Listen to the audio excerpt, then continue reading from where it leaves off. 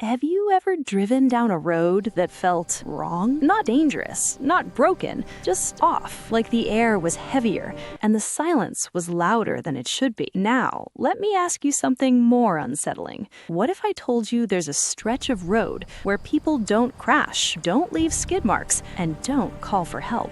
They simply disappear. Their cars, their belongings, sometimes even the memory that they were ever there at all. And the scariest part? Some drivers swear they almost made it through until the road decided otherwise. Tonight, we're exploring one of the most disturbing unsolved mysteries tied to modern travel, a road whispered about in police reports and local folklore, a place where vehicles vanish without a trace, leaving behind confused investigators, grieving families, and questions that refuse to stay buried. By the end of this story, every empty highway at night will feel a little less innocent. The road doesn't look special. No warning signs, no barricades, no dramatic cliffs or broken asphalt. Locals call it Gray Line Road, a narrow two-lane stretch cutting through miles of dense forest, where fog hangs low and never fully lifts. It barely appears on GPS maps. Sometimes it reroutes drivers away from it. Other times, it leads them straight in. Truck drivers say their radios go silent the moment they cross a certain mile marker. Tourists complain of sudden nausea,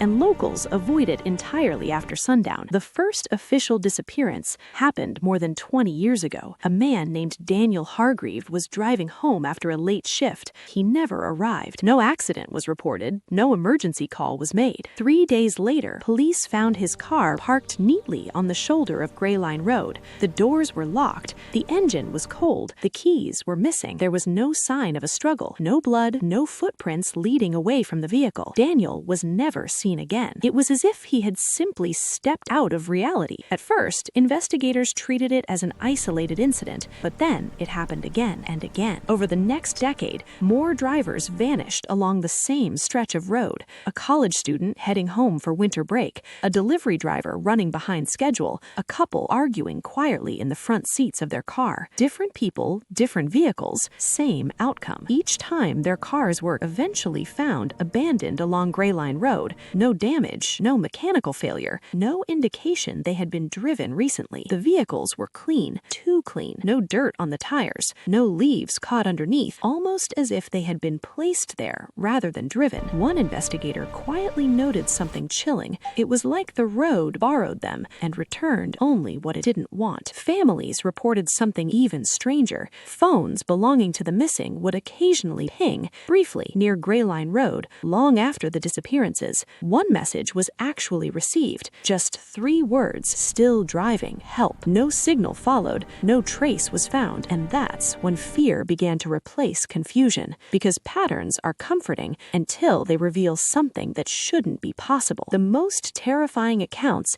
didn't come from the missing. They came from the ones who survived. A woman named Marissa Cole came forward years later. She said she took Gray Line Road by accident while following her GPS late at night. About 10 minutes in, she noticed something wrong. The trees weren't moving. There was no wind, no animals, no insects, just silence. Then her headlights illuminated another car driving beside her. It was the same make, the same color, the same license plate, her own. She slowed down. The other car slowed down. She accelerated. So did it. Panic set in. She slammed the brakes, and suddenly everything snapped back. Wind rushed through the trees. The night filled with sound. The road ahead looked normal again. The other car was gone. Her GPS recalculated, as if she had never been on Gray Line Road at all. At the hospital later that night, doctors noted severe dehydration. She insisted she'd only been gone for minutes. Her watch told a different story. 4 hours had passed. It raised a terrifying question. What if time doesn't move the same everywhere? What if some places take more than they give back? Other survivors reported similar experiences. They never planned to take Gray Line Road. Something guided them there. A missed exit, a sudden detour, a calm voice on the radio saying, "Turn here." One man swore he heard his deceased brother speaking through the speakers. Another claimed the fog itself formed arrows pointing forward.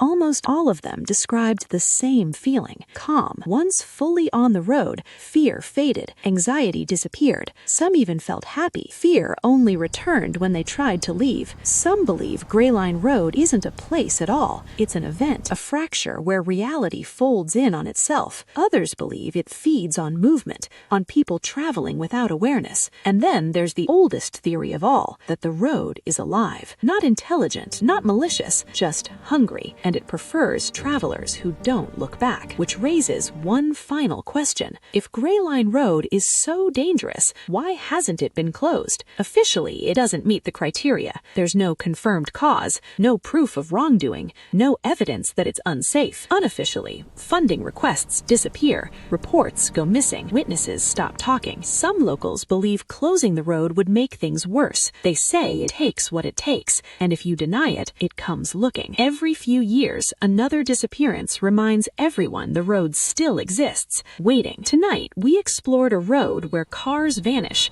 time fractures, and reality bends just enough to steal people forever. A place that doesn't chase you, it simply waits for you to arrive. So the next time your GPS reroutes you late at night and the road ahead feels too empty, ask yourself, are you choosing the road, or is the road choosing you? If you want more stories that linger in your thoughts long after the video ends, make sure to like, subscribe, and leave a comment. And remember, some roads don't lead anywhere. They lead to something.